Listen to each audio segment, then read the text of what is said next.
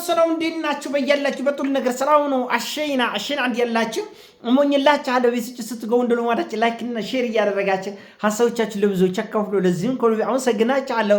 ዘሩድ ሚዛናችን ይዘላችሁ የመጣን እንግዲህ በመላ ዓለም ሰበር ዜና ሆኖ እየቆረበን በትራምፕ አደራዳሪነት በሐማስና በኔታንያሁ መካከል ሊደረግ የታሰበው የሰላም ስምምነት ነው።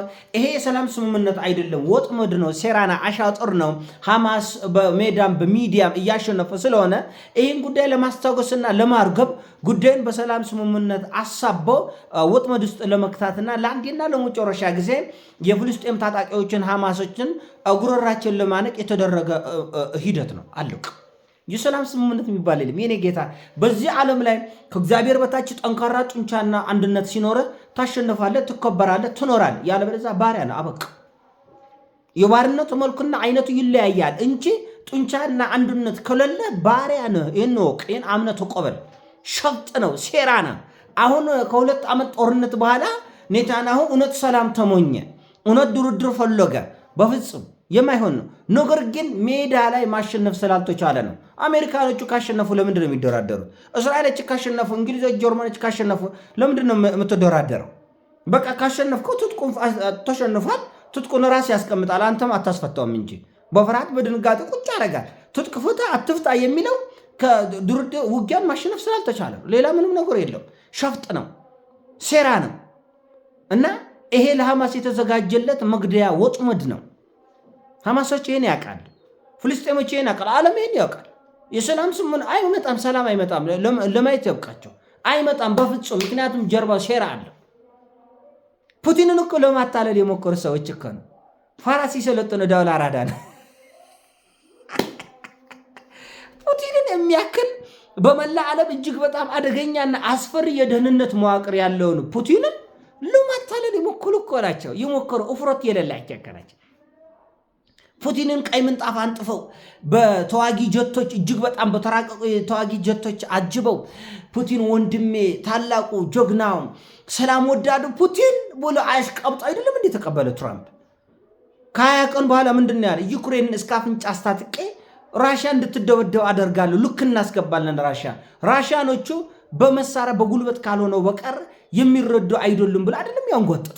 ሰላም የሚባለው የለም የኔ ጌታ። ሞኛት ጭቅላትን አሰረ ማዘናጋት ነው። ኢራኖቹ ለማዘናጋት አልተሞከረም እንዴ? በ12 ቀን ጦርነት ዓለም በሙሉ እጁን በአፉ ጭኖ ለኢራኖች ሲደመም ሲደነቅ አይደለም እንዴ? ኦሮ በእናታችሁ ወስጋቤር በማርያም ጦርነቱ አቁምልኝ ወስጋቤር ብላ አይደለም እንዴ ትራምፕ አስቆመ ኢራኖችን አዘናግቶ ለመጨፍጨፍ። ምንድነው እየተደረገ ያለው? ሰሞኑ ምንድነው እየተደረገ ያለው? ከባባድ ተዋጊ ጀቶችን የሚጭኑ ግዙፍ ባህር ሰርጓጆች ሁሉ ወደ ኢራን እኮ እየተጠጉ ነው። አዘናግቶ ለመምታት ነው። ፑቲንን ራሽያን ለማዘናጋት ተሞክሯል። እንደገና ለዚህ ለኢራን ለማዘናጋት ተሞክሯል። ሰሜን ኮሪያን ለማዘናጋት ተሞክሯል። ትራምፕና ሰሜን ኮሪያኖች እኮ ተገናኝተው ተጨባብጠው እኮ ሰላም ይወረድ ፍቅር በቃ ጦርነቱ ላሽ ተባብለው ነበር። ግን እውነታው ያ አይደለም። ሰሜን ኮሪያን ለማዘናጋት ነበር የተሄደው፣ ነገር ግን አልተሳካም። ቻይናን እኮ ለማዘናጋት ብዙ ርቀት ተሄዷል። ተሳክቷል? አልተሳካም።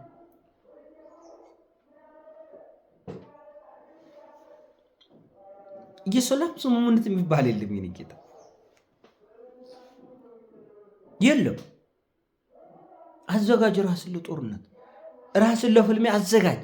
አንድነትን ጠብቅ፣ ክብርን ጠብቅ፣ ልዕልናን ጠብቅ። እንደዛ ስትሆን ትከበራለህ እንጂ ምጽዋት፣ የሰላም ምጽዋት የለም። የኔ ጌታ ሰላም ከራስ ነው። ከየትኛውም ዓለምን ብትዞር ብትንከራተት ብትለማመጥ እግር ብትልስ ሰላምን ከሰው አታገኙ። ይህን ማወቅ አለባቸው። ዓለም ይህን መረዳት አለበት። የሰላም ስምምነት በዚህ ቀጥ ቤትም አይገባም፣ ቤትም አይወጣም። የሰላም ስምምነት የለም። የኔ ጌታ ዘመናዊ ባርነት ውስጥ ነው የምትገባ። በቀኝ በእጅ አዙር በራስ መሪዎች ተንበርክከ ባሪያ እንድትሆን ትደረጋለህ።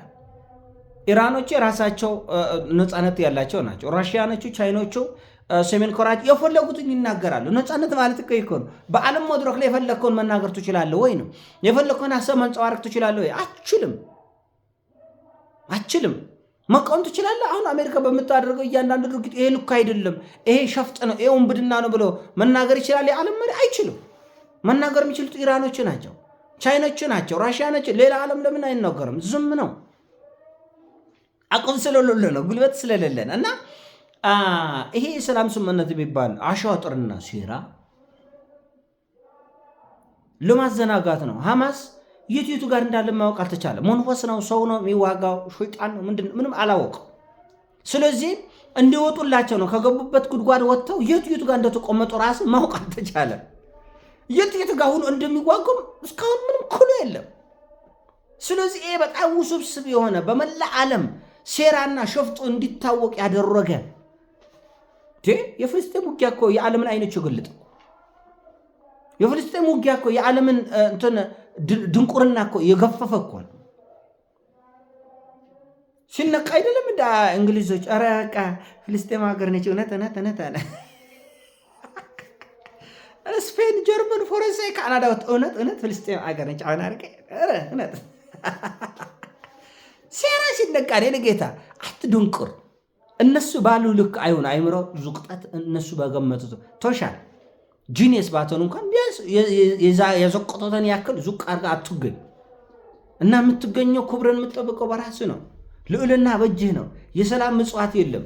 ብዙዎች ይጠብቃሉ። ሰላም እንደ ስንዴ፣ እንደ ዘይት፣ እንደ ገንዘብ ምጽዋት የለም። የሰላም ምጽዋት የለም። ሰላም ምንጭ ራስ ነው። ስለዚህ ሐማስ እንዴት አይነት ውጊያ እየተወጋ እንደሆነ ማወቅ አልተቻለም። የትጋ እየተወጋ እንደሆነ ማወቅ አልተቻለም።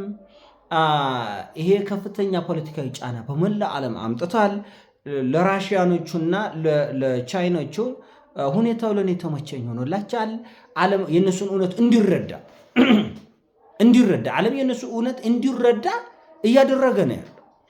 ምናል ኢፍታዊ እንደሆነ ለ1.8 ሚሊዮን ህዝብ ዓለም ሁሉ ተባብረው እንዲህ ያለው ቀውስ ውስጥ እንዲገቡ በጣም በሚያሳፍር ሁኔታ 1.8 አንድ ቀበሌ ህዝብ ጋዛ ማለት አንዲት ቀበሌ ነች። ምናልባት አሁን ጋዛ አቺ አንዲት ሚጢጥዬ ቀበሌ ከአፍሪካ ብዙ ሀገሮች የተሻለ ስምና ዝና በመላ ዓለም ይዛለች። በመላ ዓለም ከአፍሪካውያን የተሻለ ስምና ዝና ይዛለች። ብዙ አፍሪካ ሀገሮች ስማቸውን ሰው የማያውቁ አሉ፣ አውሮፓን፣ አሜሪካ። የጋዛን ስም አላቅም የሚል ሰው ግን አይኖርም በመላ ዓለም። ስለዚህ ይሄ ጀብዱ በደማቸው ያገኙት ነው፣ በጀግንነታቸው ያገኙት ነው፣ ለክብራቸው በመፋለማቸው ያገኙት ነው። ነፃነትን የምታገኘው በራስ ላብና ደም ነው። ወናት ትንሽ ሰላም ስጠኝ በእግዚአብሔር። ከየት አምጦች? ሰላም የሚገኘው በአንተ ጀብዱ ነው። ሰላም የሚገኘው በጀግንነት ነው። ሰላም የሚገኘው አንዱ በመሆነ ምክንያት ነው። እና ትልቁ መስመር ያለበት ጉዳይ እነዚህ ግግም ያለ የዓለም ፋራ መሪዎች አይነ እያየ ሊያታልሉ ይሞክራሉ።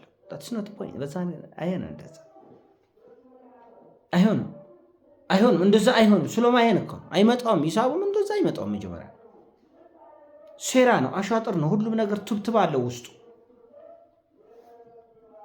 ትብትብ አለው። እውነት እነሱ እንዳሰቡት ትራምፕ እንዳሰቡት በዚህ ወጡ መድስት ሐማስ ይገባላቸዋል? አይገባላቸው። ምንድን ነው ያለ? አይ እኔ ሰላም ስምምነቱ ደስ ብሎኝ ተቀብያለሁ።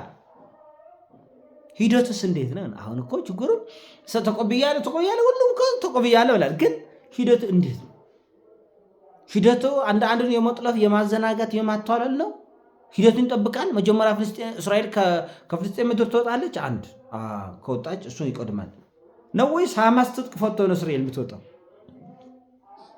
ይሄ መታወቅ አለበት። ቅርታ እና ይሄ መታወቅ አለበት። ይሄን አውቀን ግራና ቀኝን ለይተን አዋጭ ነው ወይ የሚለው ተገምግሞ ከዛ በኋላ እንግዲህ እርምጃችመንት ሂደቱ ገና ግማሽ ላይ ይከሽፋል። ሰላም ወዳድ ለመባል የሚደረግ ጥረትና እውነተኛ የሰላም ሰው ሆኖ መገኘት ይለያያል። አብዛኛው በመላ ዓለም ፍቅር ወዳድ፣ ሰላም ወዳድ፣ አንድነት ወዳድ መስለው ነገር ግን የዓለም የጦርነቶች ሁሉ ምንጭ የሆኑ ሰዎች አሉ። የዓለም ደም መፍሰስ ሁሉ ምክንያት የሆኑ ግለሰቦች አሉ እና ትልቁ ሊሰመርበት የሚገባው ጉዳይ ይሄ ጉዳይ እስከ መጨረሻው ድረስ በሰላም ይሄዳሉ ወይ ነው? አይሄዱም። ጊዜያዊ ፖለቲካ ጫናዎቹን ለመቀነስ ሜዳ ላይ የመጣውን ሽንፈት የሆነ አገር መግባትና ማሸነፍ እኮ ይለያያል እና እውነት ነው። ፍልስጤማውያን ተደስተዋል በዚህ ጉዳይ በሐሳቡ በጽንሰ ሐሳብ ደረጃ ተደስተዋል። መሬት ላይ ያወርዱታል ፖለቲከኞች አይመስለኝም። ፐርሰናል እኔ በጉላ አይመስሉኝም እና ይሄ ነገር ጥንቃቄ የሚፈልግ ይመስለኛል። የኔ ሀሳብ ነው። ሲሞቻችን ላይ ቃርግ ሼር አድርጎ ወዳቻለ ፒስ